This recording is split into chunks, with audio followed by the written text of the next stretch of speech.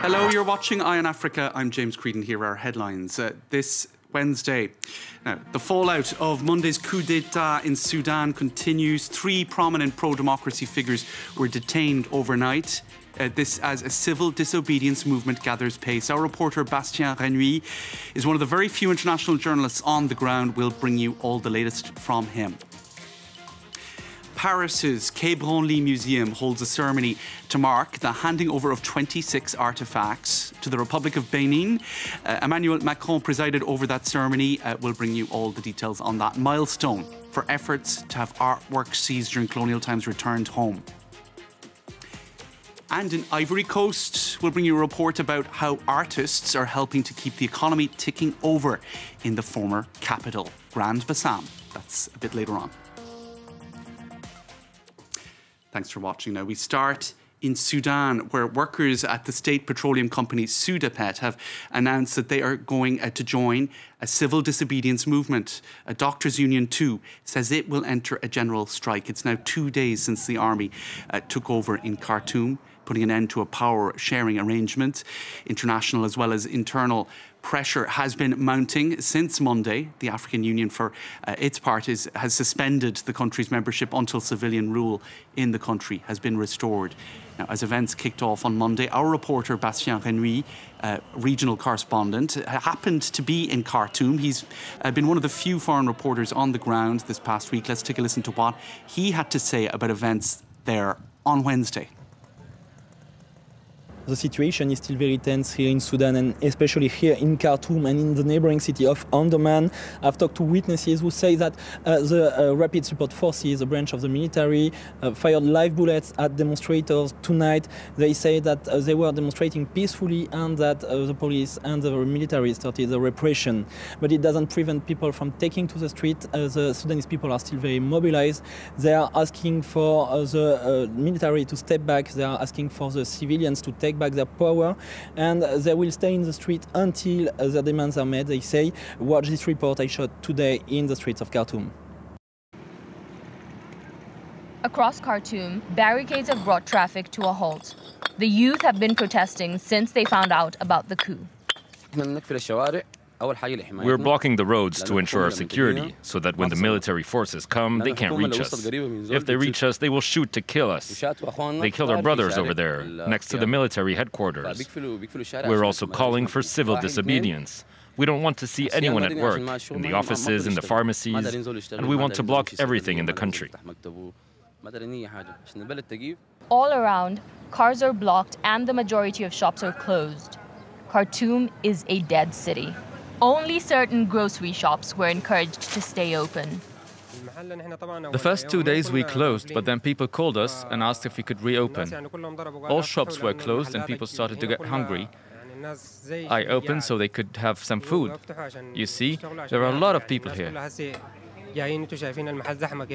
Professional unions and neighborhood committees are behind the blockade. Created after the ouster of Omar al-Bashir, they want to ensure that the revolutionary ideals are protected.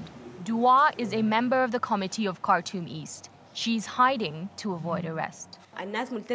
We are putting pressure on them with this strike, but it should not only be civil servants who participate. It will only be successful if society as a whole comes together. Like the woman who sells tea at the roadside cafe, everything should shut down. That would stop those in power. People are following the schedule that we have set. On October 30th, there will be a big protest that will bring millions of people together. That way, we will bring down these people like we brought down Bashir. The Constitution provides that on November 17th, the leadership of the Sovereignty Council of Sudan should be transferred to a civilian leader. If a civilian government is not in place by then, they say that they will escalate their movement. Now, some 90% of Africa's cultural heritage is believed to be in Europe. That's according to French art historians. The Quai Branly Museum in the French capital has some 70,000 African objects, but today was a milestone in the years-long effort by several African countries to see many of those artefacts returned home. In a ceremony led by Emmanuel Macron, the Quai Branly Museum said goodbye to 26 artefacts in its permanent exhibition. They're to be returned to the Republic of Benin.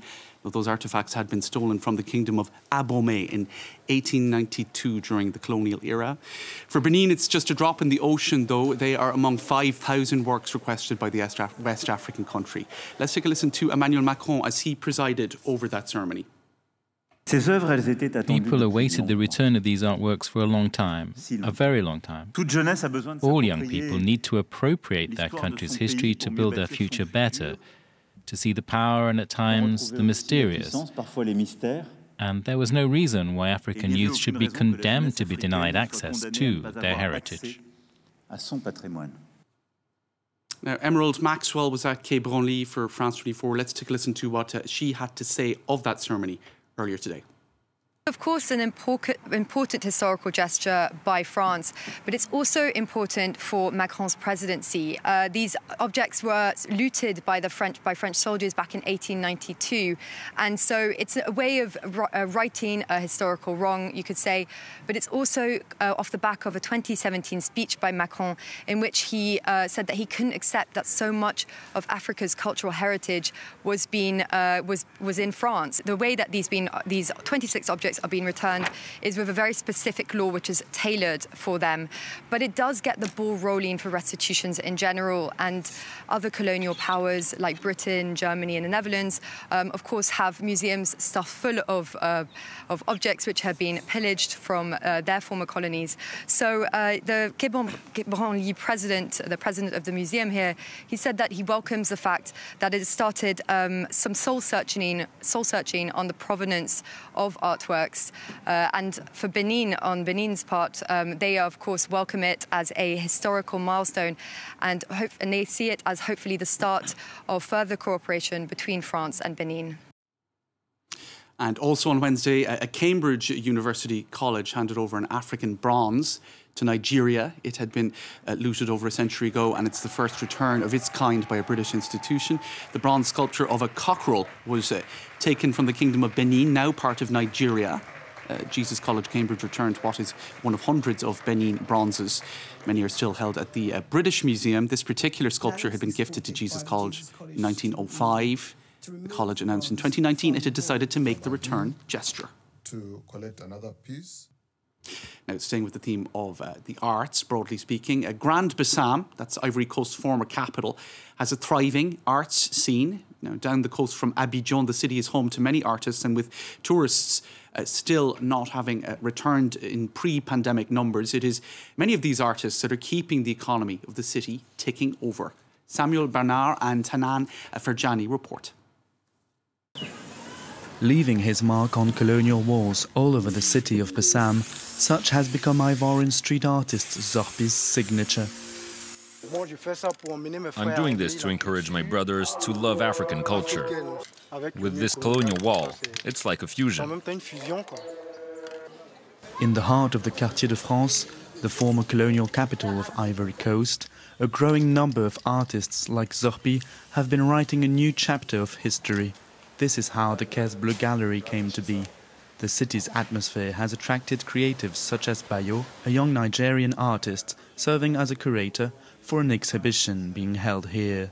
I was seeing photos of the place in the 70s, and Bassam looks exactly like that. And I also like the fact that everyone is able to create things that are very, very unique, but at the same time exploring similar topics. This creative diversity is partly due to the long-standing crafting tradition in Bassam. This city is home to one of the biggest artisan markets in West Africa, but with the COVID pandemic, tourists have left the city. For Ali, the newly come creators are good news for his activity. Business used to be fine, but now there are no tourists anymore. So these artists are a way for us to keep some activity. Zach is a fashion designer who arrived in 2018. He regularly collaborates with Ali. For him, working with Bassam's craftsmen is a must-do to protect this typically Ivorian know-how from disappearing. This is a know-how which is specific to Ivory Coast. We need to keep it and to pass it on to future generations. Despite the recent pandemic, Bassam could well find a way forward by turning its complex heritage into something positive and transforming it into a haven for African artists. Now, the city of Goma in the Democratic Republic of Congo has hosted its first major sports competition this past weekend. It's a karate tournament that brought together 4 countries from the Great Lakes region. The aim, to promote peaceful cohabitation in a region that has been plagued by violence for the past 3 decades. Laurent Berstecker has the story. Singing and brandishing their national flags, athletes from the DRC, Tanzania, Uganda and Burundi arrived in Goma for an unusual competition, a regional karate tournament to promote peace in the Great Lakes region. Maishi tofauti pia wakuje wacheze mchezo kwa juu lazima tuko kama tunapendana kama wandugu sio kwa vita tukue pamoja kama familia nzuri sana. Over the past 30 years, the Great Lakes region has been engulfed in multiple conflicts, often involving jihadist groups operating across borders. This has caused friction between neighboring countries, which have accused each other of supporting insurgents. In this tense context, the Karate for Peace tournament hoped to bring different nationalities and cultures together in a friendly contest centered around a sport which promotes respect of the opponent, but where athletes could still showcase their skills and competitive spirits. Chercher la paix dans le secteur, dans le Grand Lac, et ravir aussi de médailles, parce qu'on ne vient pas dans une compétition pour accompagner des gens, nous venons pour rafler de médailles. Donc il y a la paix, et puis nous jouons comme des amis, et les meilleurs remportent. The spoils went to the home team, with the DRC coming in first ahead of Tanzania, Burundi and Uganda. But more than simple medals, it was new memories and friendships, which these young athletes could proudly bring back home. That brings us to the end of this edition of Eye on Africa. Thank you for watching. Do stay tuned.